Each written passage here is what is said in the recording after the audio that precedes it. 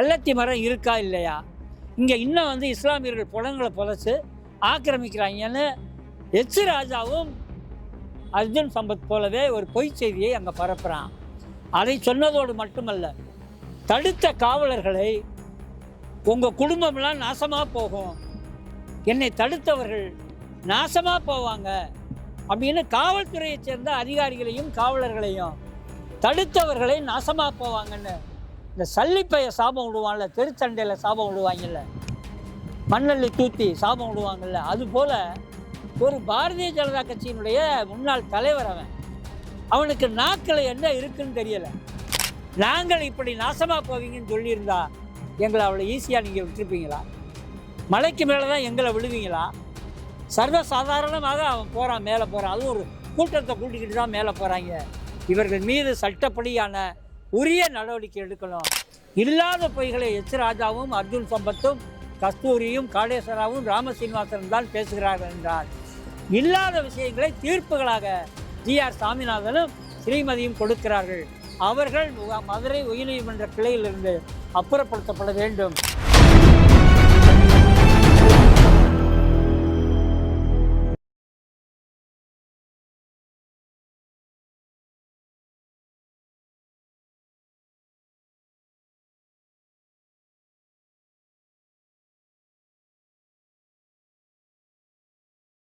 ரெண்டாயிரத்தி 25 ஜனவரி முதல்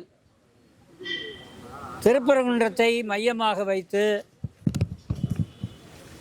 இந்து முன்னணி, பாரதிய ஜனதா, இந்து மக்கள் கட்சி, RSS, சங் பரிவார் அமைப்புகள் தொடர்ச்சியாக ஒரு அமைதி சூழலை கெடுக்கும் நோக்கத்தில், கலவர நோக்கத்தில் ஒவ்வொரு பிரச்சனையாக எழுப்பிக் கொண்டிருக்கிறார்கள். தொடங்கும் பொழுது இது சிக்கந்தர் மலை என சொல்லுகிறார்கள். ஆடு கோழி வெட்டக்கூடாது என்ற பிரச்சனையை முதலாக தொடங்கி தமிழ்நாடு முழுவதும் அதை பரவலாக்கி, சிக்கந்தர் மலை என சொல்வது எல்லோருடைய புழக்கத்திலும் இல்லை என்பது செய்தியாக மாறி, ஆடு கோழி வெட்டுவது என்பதை சென்சிட்டிவாக, ஒரு புனிதமான மலை, சுப்பிரமணியர் இருக்கிற மலையில் ஆடு கோழி வெட்டுறாங்கன்னு அதை மட்டுமே பிரச்சனையாக தமிழ்நாடு முழுவதும் பரவலாக்கினார்கள். அந்த செய்தி பரவலாக்கத்தினுடைய தொடர்ச்சியாக பிப்ரவரி மாதம் திருப்பரங்குன்றத்தில் கோயிலுக்குள்ளே பாரதிய ஜனதா கட்சி கொடியை வைத்துக்கொண்டு இவர்கள் ஒரு கலவரத்தை உருவாக்கினார்கள். உயர்நீதிமன்றத்தில் அவர்களுக்கான வழக்கு, மதுரையிலே பழங்காலத்தில் அவர்கள் நிகழ்ச்சி நடத்தி கொள்ளலாம் என அனுமதித்தனுடைய விளைவு ஆயிரக்கணக்கான பேர் திடீரென ஆங்காங்கிருந்து கூடி மதுரையை, திருப்பரங்குன்றத்தை அயோத்தியாக்குவோம் என்கிற முழக்கத்தை அன்றைக்கு மேடையில் பாரதிய ஜனதாவினுடைய முன்னாள் தலைவர் எச் ராஜா அயோத்தியாக்குவோம் என சொன்னார். அதே மேடையில் பாரதிய ஜனதாவினுடைய பொதுச் செயலாளர் ராமசீனிவாசன் மேடையில் இருக்கிறார். இவர்கள் இந்து முன்னணி மூலமாக முயற்சிகளை தொடங்குவார்கள், பாரதிய ஜனதாவை மேடையேற்றுவார்கள். நோக்கம் அரசியல் நோக்கம்தான், பக்தியோ அல்லது கடவுள் நம்பிக்கையோ இவர்களுடைய நோக்கம் அல்ல. இவர்களுடைய நோக்கம் அரசியல். 2026 வரை இந்த இயக்கம் தொடர்ந்து நடைபெற வேண்டும் என அன்றைக்கு மேடையிலே ராமசீனிவாசன் சொன்னார். அதற்கு பிறகு கார்த்திகை தீபம் ஏற்றுவோம், வழக்கமாக ஏற்றிட்டு இருக்கிறாங்க. ஏதோ தமிழ்நாடு முழுக்க கார்த்திகை தீபம் ஏற்றுறதுக்கு தமிழ்நாடு அரசு தடையாக இருக்கிற மாதிரியும், கோயில் நிர்வாகம் தடையாக இருக்கிற மாதிரியும் ஒரு சூழலை, செய்தியை, பொய் சூழலை உருவாக்குகிறார்கள். ஆனால் ஒவ்வொரு வருடமும் கடந்த 100 ஆண்டு காலமாக முருகன் கருவறைக்கு நேரே மேலே இருக்கிற உச்சிப்பிள்ளையார் கோயில் அருகிலே தீபம் ஏற்றப்பட்டு வருகிறது என்கிற செய்தியை பரவலான மக்கள் மத்தியிலே மறைத்து தீபமே ஏற்றவில்லை என்பது போல ஒரு தோற்றத்தை உருவாக்குகிறார்கள். கடந்த ஆண்டும் கார்த்திகை டிசம்பர் 3ஆம் தேதி உச்சிப்பிள்ளையார் கோயில் அருகில் வழக்கம் போல தீபம் ஏற்றப்பட்டது. ராம சீனிவாசனுடைய தூண்டுதல், RSSனுடைய தூண்டுதல், இதன் பேரிலே ராம ரவிக்குமார் ஒரு பெட்டிஷனை உயர்நீதிமன்ற கிளையில் கொடுத்து அவர்களுக்கு உகந்த நீதிபதியான ஜிஆர் சாமிநாதன் அவர்கள் எங்கே கேட்கிறார்களோ அங்கேதான் தீபம் ஏற்ற வேண்டும் என உத்தரவிடுகிறார். வழக்கமாக தீபம் ஏற்றி கொண்டிருக்கிற அறநிலையத்துறை, கோயில் நிர்வாகம், தமிழ்நாடு அரசு இப்படி புதிய ஒரு உத்தரவை அமலாக்க தயாராக இல்லை. 144 தடை உத்தரவு போட்டு தன்னிச்சையாக ஒரு உத்தரவை போட்ட ஜிஆர் சாமிநாதனுடைய நீதிமன்ற உத்தரவை அமலாக்க மறுத்தது. மறுநாளும் ஜிஆர் சாமிநாதன் மறுபடியும் ஒரு உத்தரவை போட்டு ராம ரவிக்குமார் ஏற்றணும்னா உங்கள் ஆகம விதிகள் எங்கே போச்சு? ஸ்மார்த்த பிராமணர்கள் தான் கோயிலில் எல்லா காரியங்களையும் செய்யணும். நான் கூட ஸ்மார்த்த பிராமணன் தான், நான் நினச்சா கூட செய்ய முடியாது, கோயிலுக்கான ஸ்மார்த்த பிராமணர்கள் தான் செய்யணும்னு சொன்ன அந்த ஜிஆர் சாமிநாதன் ரவிக்குமார் என்கிற சூத்திரரை போய் தீபம் ஏற்றுன்னு உத்தரவு போடுகிற அளவிற்கு என்றால் எங்களுக்கு அது உகந்தது தான். ராம ரவிக்குமார் தீபம் ஏற்றலாம், ராம ரவிக்குமார் திருப்பரங்குன்றம் கருவறையிலே பூசாரியாக இருக்கலாம், அனைத்து கோயில்களிலும் அனைத்து சாதியினரும் அர்ச்சகராக இருக்க வேண்டும் என்பது எங்களுக்கு உகந்தது தான். ஆனால் இந்த உத்தரவு ஸ்டாலின் சொன்னால் அவர் இந்து விரோதி, ஜிஆர் சாமிநாதன் சொன்னால் அது என்ன விரோதி? உன் ஆகமத்தின்படி அது செல்லுமா என்கிற கேள்வியை ஆகம விதிகளை கடைபிடிக்கக்கூடிய ஸ்மார்த்த பிராமணர்கள்ட்ட கேட்டு அந்த உத்தரவை போட்டிருக்க வேண்டும். அவர் அப்படி போடல.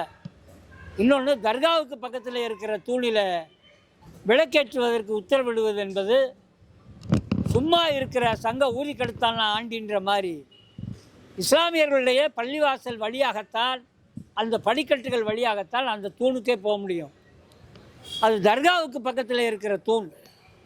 அது காலகாலமாக தீபம் ஏற்றப்பட்ட தூண் இல்லை. இப்படி ஒரு பிரச்சனை. அடுத்து டிசம்பர் 21 முதல் ஜனவரி 6 வரை தர்கா சந்தனக்கூடு நடைபெற இருந்தது.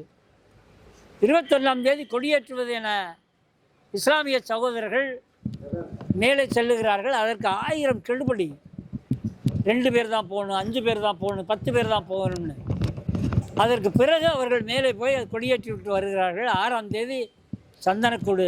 அதற்குள்ளே பார்த்தீங்கன்னா உயர்நீதிமன்றத்தில் பெட்டிஷன், காவல்துறையில் பெட்டிஷன், சந்தனக்கூடு அனுமதிக்கக்கூடாது, மேலே போக விடக்கூடாது என தடை செய்வதற்காக ராம ரவிக்குமாரையும் சோலைக்கண்ணனையும் முன்னே வைத்து RSS தொடர்ந்து பிரச்சனைகளை உருவாக்கி கொண்டே இருக்கிறது. போன ஜனவரி தொடங்கி சந்தனக்கூடு வரை இவர்கள் எத்தனை மனுக்கள் உயர்நீதிமன்றத்தில் போட்டிருக்கிறார்கள், எத்தனை உத்தரவுகளை பெற்றிருக்கிறார்கள், காவல்துறை இவர்கள் எப்படி எளிதாக மேலே அனுப்புகிறது.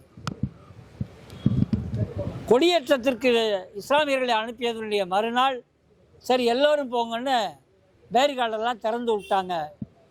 மக்கள் ஆதார் கார்டையும் ஃபோன் நம்பரையும் கொடுத்துட்டு அவங்க மேலே போகலாம் வரலாம். இந்த நிலையை பயன்படுத்தி கொண்டு நடிகை கஸ்தூரி வர்றாரு. அந்த அம்மையார் பார்த்தீங்கன்னா மிக தரக்குறைவாக, வழக்கமாகவே திருமாவளவனை தொடங்கி எல்லோரையுமே தரக்குறைவாக பேசக்கூடிய அந்த அம்மையார் கோயில் சம்பந்தமாகவும் பக்தி சம்பந்தமாகவும் எதையும் பேசவில்லை, அரசியல் பேசிவிட்டு போகிறார். அதற்கு பிறகு அர்ஜுன் சம்பத் மலை மேலே ஒரு கூட்டத்தோடு ஏறுகிறார். அங்கே போய் நெல்லித்தோப்பு அருகே நின்று கொண்டு பாருங்க, இன்னைக்கு வர புதுசாக பணங்களை புதைச்சி ஆக்கிரமிக்கிறாங்கன்னு இதுவரை நீதிமன்றத்தினுடைய தீர்ப்புகளிலே இல்லாத, எந்த விவரங்களிலும் சொல்லப்படாத நெல்லித்தோப்பு அருகே நின்று இங்கே பிணங்களாக புதைக்கிறார்கள் இஸ்லாமியர்கள் என பொய் செய்தியை பரப்புகிறான். அதை வீடியோ எடுத்து தமிழ்நாடு முழுவதும் ஒரு பரவலாக்கம் செய்கிறான். கள்ளத்தி மரத்தின் மீது கொடியேற்றம், பாகிஸ்தான் கொடியை ஏற்றுகிறார்கள் என ஒரு பொய் செய்தியை மறுபடி பரப்புகிறான். அந்த வீடியோ தமிழ்நாடு முழுவதும் போகிறது. இஸ்லாமியர்கள் மீது வெறுப்பை கூடுதலாக்குவது, வெறுப்பை உருவாக்குவது என்கிற நோக்கத்தில் அந்த செய்திகளை அர்ஜுன் சம்பத் பரவலாக செய்கிறான். உடனடியாக மதுரை மாவட்ட ஆட்சியரிடம் ஒரு புகார் மனுவை நாங்கள் மதுரை மதல் நல்லிணக்க மக்கள் கூட்டமைப்பு சார்பாக கொடுத்தோம். இதுவரை அர்ஜுன் சம்பத்தின் மீது நடவடிக்கை கிடையாது. இப்போ பார்த்தீங்கன்னா முந்தா நாள் எச் ராஜா ஏற்கனவே எடுத்த அந்த கந்தல் மலை இருக்கிறதே, கந்தலாகி போன கந்தர் மலை, அதில் அவன் பார்த்தீங்கன்னா இஸ்லாமிய வெறுப்பை, காதல் திருமணங்களுக்கு எதிரான வெறுப்பை அந்த படம் முழுவதும் எடுத்திருந்தான். நல்ல வேலையாக அந்த படம் ஊற்றிக்கிருச்சு, எந்த தேட்டர்லையும் வரல, யூடியூப்பில் தான் போட்டாங்க. புது அவதாரம் எடுத்தான், அதை பயன்படுத்திக்கிட்டு முந்தா நாள் திருப்பரங்குன்ற மலை மேலே ஏறி முயற்சி பண்ணி, நான் கள்ளத்தி மரத்தின் மேலே உள்ள கொடியை நான் பார்க்கணும், கள்ளத்தி மரம் இருக்கா இல்லையா என்கிற பிரச்சனையை புதுசாக உருவாக்கி அவன் மலைக்கு மேலே போக முயற்சிக்கிறான். காவலர்கள் தடுக்கிறாங்க, காவல்துறை அதிகாரிகள் தடுக்கிறாங்க. சரி தள்ளி நிலையான்னு கூட வந்தவனை தள்ளுறாங்க. உடனே எச் ராஜா கேட்குறான், நீ ஒரு முஸ்லீமாக இருந்தால் போயா வாயான்னு பேசுவியா, ஒரு இந்துன்றதுனால தானே பேசுகிறேன்னு சாதாரணமாக காவல்துறை அணுகுமுறையை கூட இஸ்லாமிய சார்பு, இந்து எதிர்ப்பு என்கிற ஒரு சாயத்தை பூசக்கூடிய செயலை எச் ராஜா இந்த நாள் செய்திருக்கிறான். அதோடு மட்டுமல்ல, அவன் முன்னாள் பிஜேபியினுடைய தலைவர், அவன் பேசக்கூடாதுன்னா கூட அவர்னு சொல்கிறதுக்கு வாய் வரமாட்டேங்குது. அவ்வளவு தரக்குறைவான செயல்களில் கள்ளத்தி மரம் இருக்கா இல்லையா, இங்கே இன்னும் இஸ்லாமியர்கள் புலங்களை புதைச்சி ஆக்கிரமிக்கிறாங்கன்னு எச் ராஜாவும் அர்ஜுன் சம்பத் போலவே ஒரு பொய் செய்தியை அங்கே பரப்புகிறான்.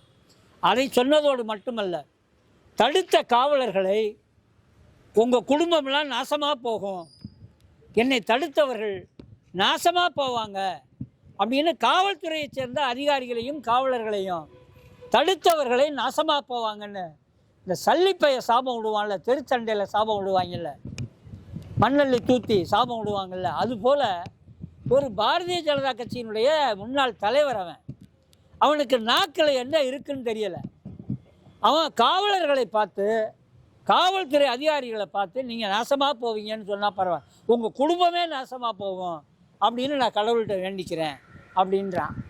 இப்படி ஒன்றொன்னாக நீங்கள் பார்த்தீங்கன்னா ஒவ்வொரு வாரமும் ஒருத்தன் வாரான், புதுசாக பிரச்சனையை உருவாக்குறான். அந்த வாசலிலேயே தடுத்து அவர்களை கைது செய்வது என்பது காவல்துறை செய்ய வேண்டிய கடமை. மதுரை மாநகர காவல்துறையினுடைய கட்டுப்பாட்டில் இருக்கிறது திருப்பரங்குன்றம். மேலே ஏறும் பொழுது எச் ராஜா, அர்ஜுன் சம்பத், காடேஸ்வரன், சோலைக்கண்ணன், ராம ரவிக்குமார், ராம சீனிவாசன், இது போன்ற கலவரத்தை உருவாக்குவதற்காகவே செல்லக்கூடிய கயவர்களை, கஸ்தூரி போன்றவர்களை படிக்கட்டிலேயே தடுத்து நிறுத்தி கைது செய்ய வேண்டிய கடமை, நல்லிணக்கத்தை உருவாக்க வேண்டும் என்கிற நோக்கம் இருந்தால் மதுரை மாநகர காவல்துறைக்கும் திருப்பரங்குன்றம் காவல்துறைக்கும் மாவட்ட ஆட்சியாளர் முன்னையும் சவாலாக நிற்கிறது.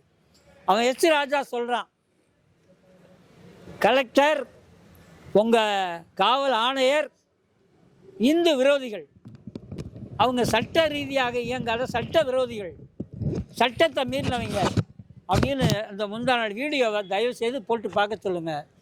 உங்கள் இதிலேருந்து அந்த வீடியோவை எடுங்க, முழு வீடியோவையும் பாருங்கள். சல்லித்தனமாக பேசி இஸ்லாமியர்களுடைய தர்கா பகுதிக்கு செல்லுவதற்கு முயற்சி செய்து அந்த கள்ளத்தி மரம் பக்கம் நாங்கள் போயே தீர்வோம்னு நிற்கிறாங்க, தடுக்கிற காவல்துறையை நாசமாக போங்கன்னு திட்டுறாங்க. இவர்கள் மீது பிஎன்எஸ் சட்டப்படி 354 சட்டப்படி நடவடிக்கை எடுக்கப்பட வேண்டும் என்பதை நாங்கள் கேட்டுக்கிறோம்.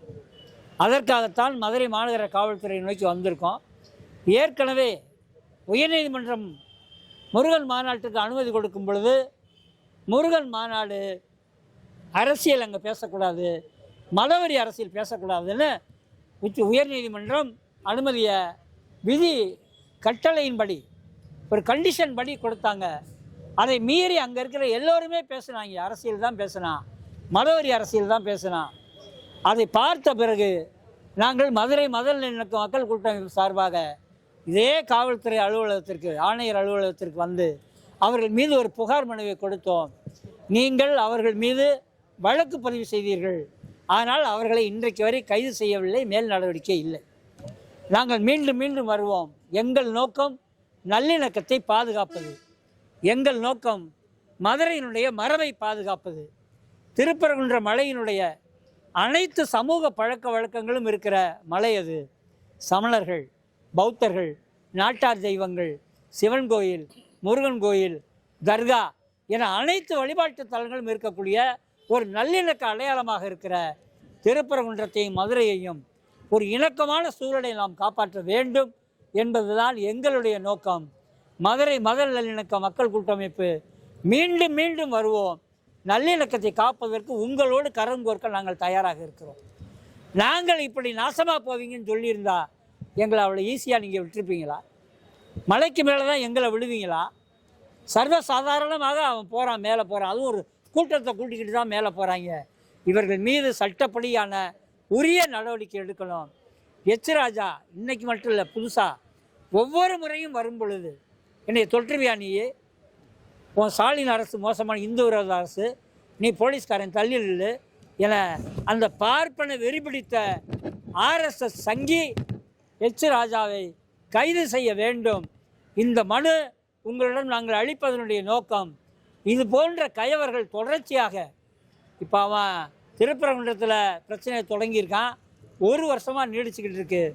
புதுசாக அழகர் கோயிலுக்கு மனு கொடுத்துருக்கான், அங்கே வெட்டக்கூடாது அப்படின்னு. பாண்டி கோயிலுக்கு மனு கொடுத்துருக்கான், அங்கே ஒரு இடத்துல தான் வெட்டணும் அப்படின்னு. யாரோ ஒருத்தர் சுப்பிரமணியன் ஒருத்தர் மனு கொடுக்குறான். மனு கொடுப்பது, தயாரித்து கொடுப்பது ஆர்எஸ்எஸ்னுடைய வேலையாக இருக்கிறது. மக்களை திரட்டுவதும். ஏனென்றால் நீதிமன்றங்களில் என்ன தீர்ப்பு வரும் என்பது எங்களுக்கு தெரிகிறது. ஜிஆர் சாமிநாதன், ஸ்ரீமதி ஒரு தீர்ப்பு கொடுத்தாங்க. ஏற்கனவே பார்த்தீங்கன்னா ஆடு கோழி வெட்டக்கூடாதுன்னு. எந்த சட்டப்படி அந்த தீர்ப்பை கொடுத்தாங்கன்னு தெரியலை. அது மட்டும் இல்லை, ஸ்ரீமதி மனுவே போடாமல் 50 பேர் தான் தர்காவுடைய சந்தனக்கூடு பற்றி ஒரு மனு கூட அங்கே கிடையாது. ஆனால் அந்த நீதிமன்றத்தில் வேறு வழக்குகளை கையாளும் பொழுது இவர்கள் தர்காவிற்கு 50 பேர் தான் போகணும், ஆடு கோழி வெட்டக்கூடாதுன்னு மீண்டும் ஒரு தீர்ப்பை ஸ்ரீமதி கொடுக்குறாங்க. இப்போ புதுசாக வேறு 15 நீதிபதிகள் நியமனம் செய்ய போகிறாங்க. எத்தனை சங்கிகள் மதுரை உயர்நீதிமன்ற கிளைக்கு வரப்போகிறாங்களோ. திருப்பரங்குன்றம் வழக்கை ஜிஆர் சாமிநாதனோ ஸ்ரீமதியோ கையாளக்கூடாது என்கிற வேண்டுகோளை நாங்கள் இதன் மூலம் உயர்நீதிமன்ற தலைமை நீதிபதிக்கு வைக்கிறோம். அந்த வழக்கு வேறு நீதிபதிகளுக்கு மாற்றப்பட வேண்டும். திருப்பரங்குன்றம் வழக்கு ஜிஆர் சாமிநாதனுடைய பெஞ்சுக்கோ ஸ்ரீமதியினுடைய பெஞ்சுக்கோ போகக்கூடாது, கொடுக்கக்கூடாது. இல்லை என்றால் அவர்கள் 2 பேரையும் நீங்கள் மதுரை உயர்நீதிமன்ற கிளையில் இருந்து வெளியேற்றுங்கள், வேறு நீதிமன்றத்திற்கு மாற்றிக்கொள்ளுங்கள். இல்லை என்றால் வீதிகளில் அடுத்த கட்டமாக எங்களுடைய போராட்டங்கள் தொடரும். திருப்பரங்குன்றத்தில் அவன் மட்டும்தான் திரளுவான்னு இல்லை, எங்களாலையும் திரள முடியும். மதுரை நகரங்களில் நாங்கள் இதுவரை அமைதி காத்து வருகிறோம். காவல்துறை என்ன சொல்லுகிறதோ அந்த அனுமதியின் அடிப்படையில் இயங்கி கொண்டிருக்கிறோம். இனியும் பொறுத்து கொள்வது என்பது எங்களை பொறுத்தளவு கிடையாது. ஏனென்றால் இஸ்லாமியர்கள் அவர்கள் வழிபாட்டு உரிமையான ஆடு கோழி வெட்டுகிற உரிமையை சட்டபூர்வமாக இப்பொழுது இழந்திருக்கிறார்கள். நீதிமன்றம் உத்தரவு போட்டிருக்கிறது. நினைத்தவர்கள் எல்லாம் சந்தனக்கூடு போய் விழா கொண்டாடலாம் என்கிற நிலையில் 50 பேர் தான் போகலாம் என்கிற ஒரு நீதிமன்ற உத்தரவின் மூலம் இஸ்லாமியர்கள் தங்கள் உரிமையை இழந்திருக்கிறார்கள். ஒரு வகையில் மகிழ்ச்சி தான். 21ஆம் தேதியிலிருந்து 6ஆம் தேதி வரை கொடியேற்றிவிட்டு சந்தனக்கூடை நடத்துவதற்கு காவல்துறை ஒத்துழைத்தது மகிழ்ச்சி தான் என்றால் கூட தயவு செய்து எங்களை வீதியில் இறங்க விடாதீர்கள். உயர்நீதிமன்ற தலைமை நீதிபதிக்கு கேட்டுக்கொள்ளுகிறோம்.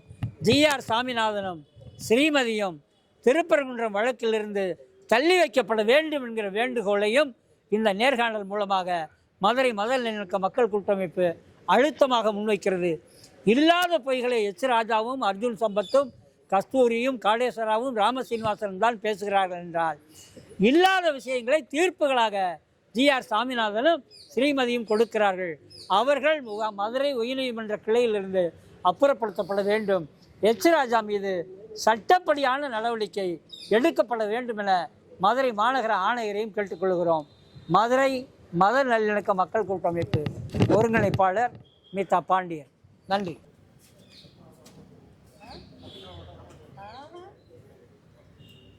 चाल से